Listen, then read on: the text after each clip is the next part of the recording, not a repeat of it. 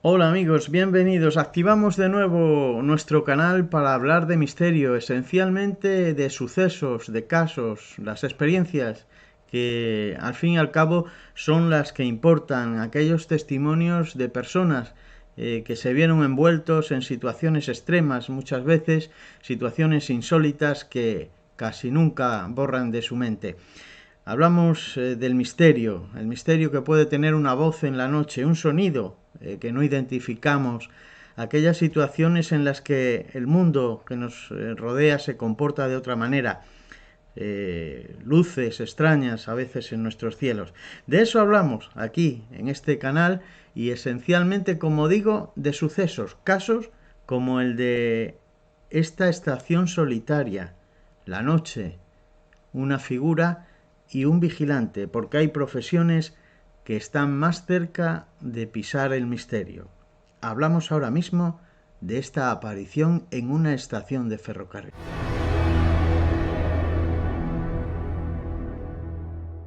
Los hechos que vamos a narrar a continuación sucedieron en una fría noche, la del 5 de febrero de 1995, en la solitaria estación de Renfe de la Cañada, en Ávila. Allí se encontraba el vigilante nocturno Miguel Ángel Portillo, que se encontraba dentro de su caseta a punto de cenar. Eran las 10 de la noche y quería ver también un rato la televisión. Pero estaba inquieto durante unos minutos desde hace un rato porque en el exterior estaba escuchando incesantemente los ladridos de su perra Jenny, una mastín que le acompañaba, que le ayudaba en esas tareas de vigilancia de las obras que se estaban realizando en el andén de la estación de trenes.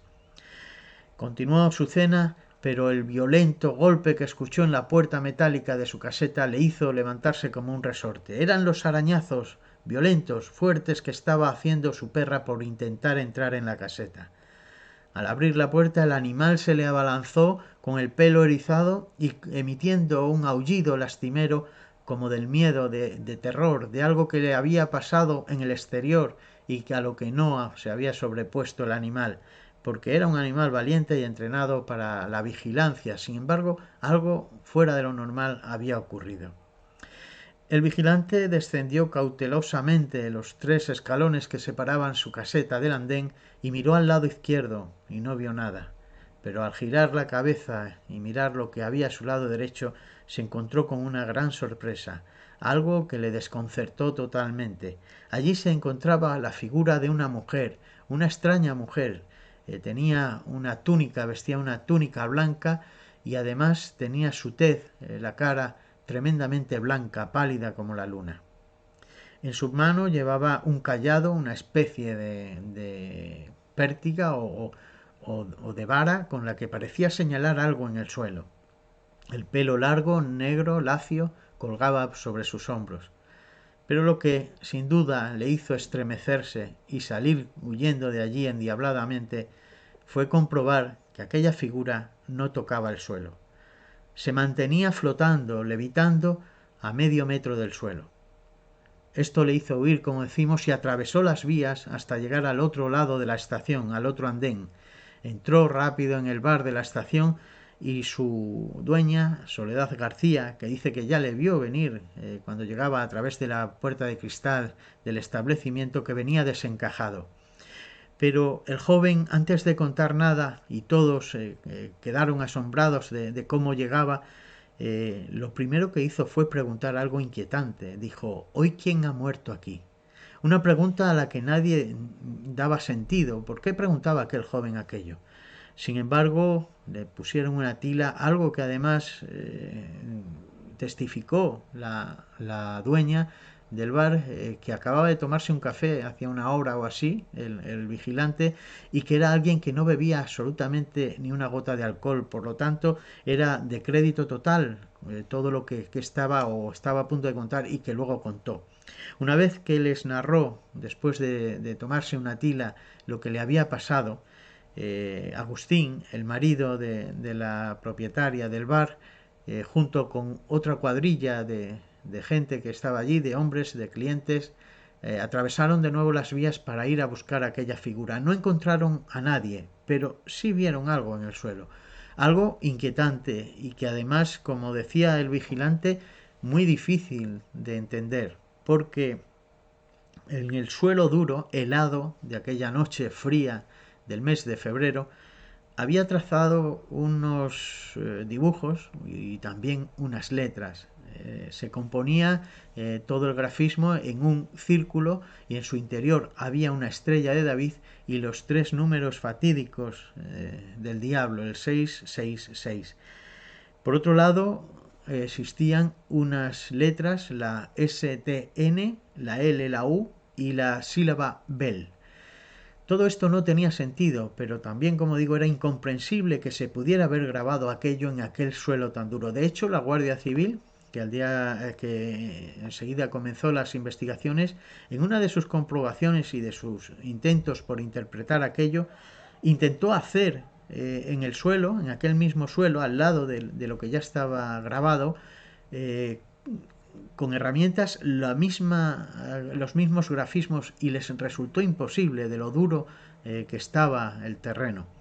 Por lo tanto, ya ahí estaba el primer misterio. Pero el segundo lo iba a dilucidar el sacerdote, el padre Pelegrín Blázquez, un dominico del monasterio de Santo Tomás de Ávila, que dijo que aquellas letras eran hebreas, era un mensaje hebreo porque en hebreo solo se escriben las consonantes según quería él descifrar aquel mensaje.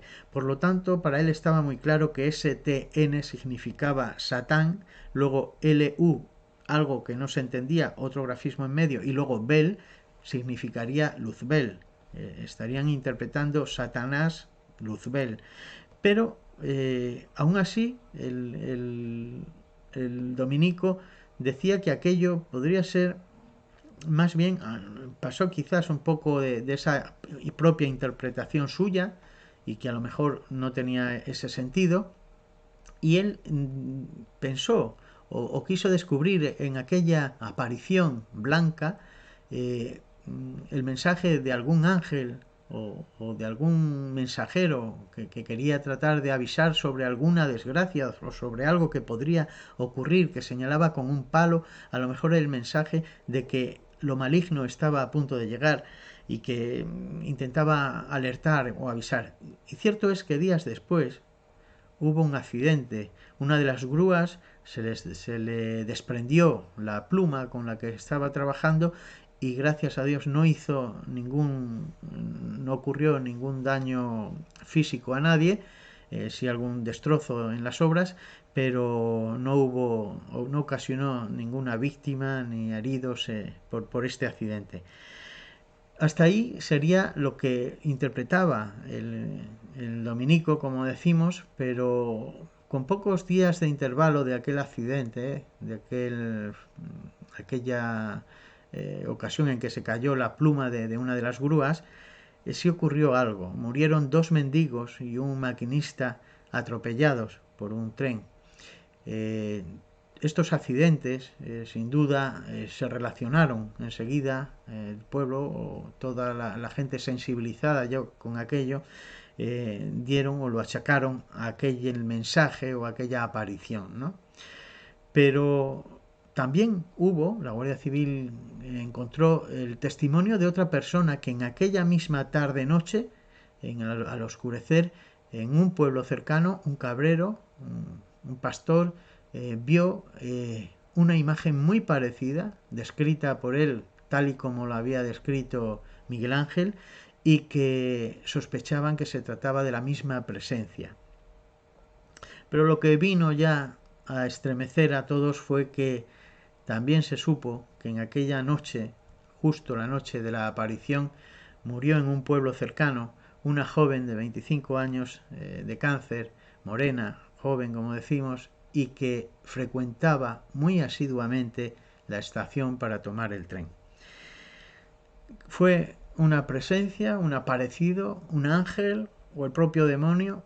Esta es la duda que siempre queda en estos sucesos. Lo que sí es cierto es que en la estación de la Cañada se vivieron momentos tensos, la aparición de algo muy extraño, un fenómeno escrito en el suelo, primera vez a lo mejor que una presencia deja huella física y que desde luego mantuvo y conmovió a todas las personas que conocieron el caso.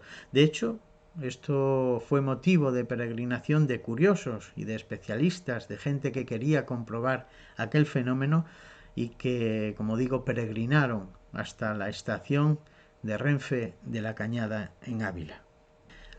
Hasta aquí los sucesos ocurridos en la estación de trenes de la Cañada. Pero no todo terminó allí, porque el vigilante nocturno que pidió la baja y estuvo durante un tiempo sin trabajar, continuó aterrorizado, un terror constante que le acompañó durante meses. No quería salir a la calle, pero es que tampoco estaba a gusto en su propia casa.